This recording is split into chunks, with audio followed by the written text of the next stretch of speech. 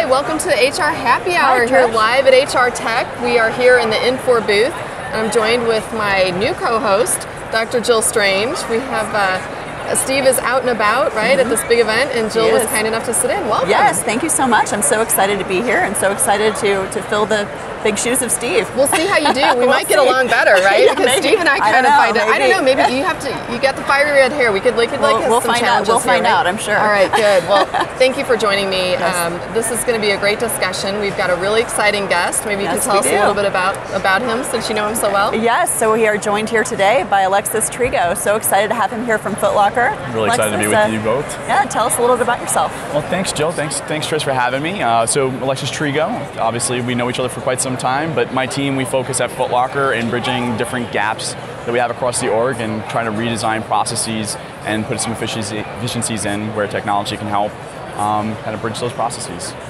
That sounds really horrible. No, it sounds exciting, doesn't it? Really exciting. No, you know what? So listen, I was telling you before we got started, I'm a little bit of a fangirl, right? So last year I was here at the event and I saw you both speak here at HR Technology Conference.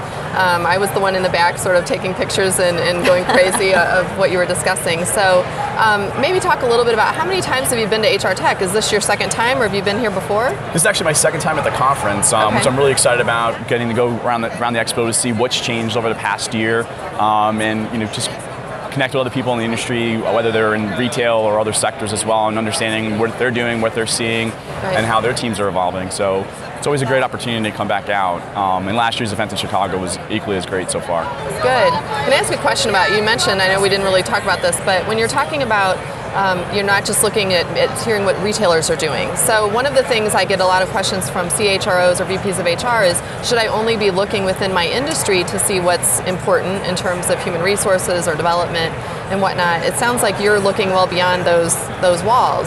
Is that common? Do you hear that from other people, or? You know, it's funny that you mentioned that. Typically, I hear what you just described. A lot of times, you stay within your own vertical and you want to benchmark yourself within your own retailers. But there's a few, I think, that kind of broaden that horizon and look at how things that are happening in other competing industries that could benefit us. Whether that's in financial services or healthcare, manufacturing. There's a lot of synergy. Everyone has people and everyone has technology. So how you bridge that and how you piece it together, you could have some implications that you could bring back to your brand or even your company.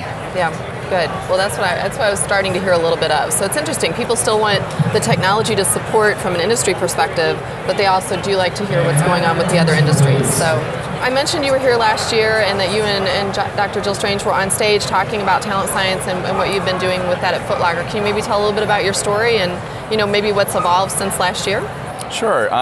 We've been partners since roughly around 2010. We focused on our U.S. population first in terms of our stores and finding great talents and being able to help match those who are coming in with our top performers that were already in place so we can find the better talent. And since last time we've actually met, since last time we were here together at conference, we expanded. So I'm really excited to see that now we're global partners across the globe, and regardless of where you engage a Foot Locker or one of our brands, you're engaging associates that would have come through our talent science assessment that would have helped us get better matches in quality of our teams. So some really good things that have been happening across the globe with that. Obviously the experiences that our consumers have, our reduction in turnover that we're continuing to see. So that's been a little bit of an evolution. Sounds like a lot of good results. Yes, some great results. So what do you think is next? I mean, obviously you partner really closely together. What's sort of on your mind when you're thinking about the Foot Lockers of the world and how you're helping them? Yeah, so obviously we want to continue getting the great results that they've had over time with talent science, but some of the things that we're working on now are how do we take it just beyond individuals fit to the role. So is this person good for Foot Locker? But how can we ensure that the teams working within Foot Locker stores are going to work well together? So I think one of the things we're going to be partnering on over the next probably year or so will be our Team Dynamics product and looking at how we can use predictive talent analytics to drive success across the entire team as opposed to just the individual. So pretty excited about moving forward with that with you. Yeah, and that's the one thing I love about our relationship. We're always talking, there's always open dialogue, and there's always great ideas that come out of the team. And we love that because it's really helping us think differently about our talent and how we can actually get more effective with the people that are working together. Right. And there's some great synergies with that. And it's win-win for everybody. The company wins, but more importantly, the consumer wins because they have a better experience when that team's gelled and they're all working together properly.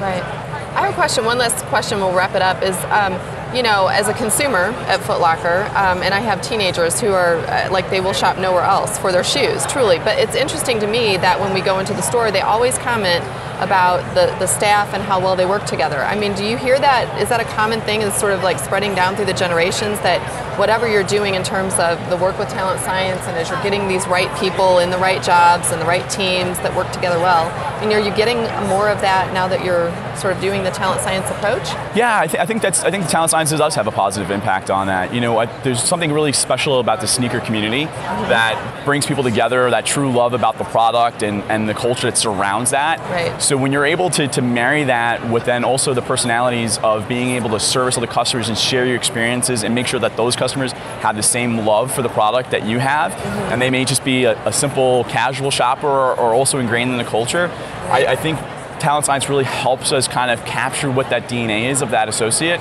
and help ensure that as we're thinking about new talent to come in, we're able to have that experience. So regardless if you're in Las Vegas at a Foot Locker or you're in Barcelona or even in Sydney, that you have that same great experience with that localized feel with the associate. I think that's pretty key in terms of how we operate, and that's really our value prop. It's our people. Right. And obviously Talent Science helps fuel that.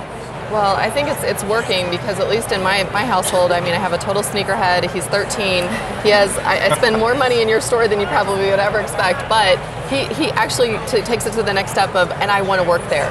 Like, I love it, and I want to be that one that helps people find the shoes. I'm like, we can do that. Look, you know. Hey, so go check out sneakerjobs.com. That's right. That's right. Well, listen. I mean, obviously, you mentioned that. Where else can people find you if they want to just, you know, connect with you? Is LinkedIn the best place then to find you? LinkedIn would be the best place. Again, my name is Alexis Trigo, so just hit me on there with a direct message, and more than happy to connect and talk about our experiences. Great. Well, thank you for coming on HR Happy Hour. Thank you for coming to the Infor booth, and thank you to my lovely co-host. Yes, thank you so much. I think that went well. We didn't even argue. We did. So good. We're so good. We can get rid of the other host. Okay. Well, thank you both for having me. Thank you so much. Thank you, and thank you for everyone for coming out to the HR Technology Conference.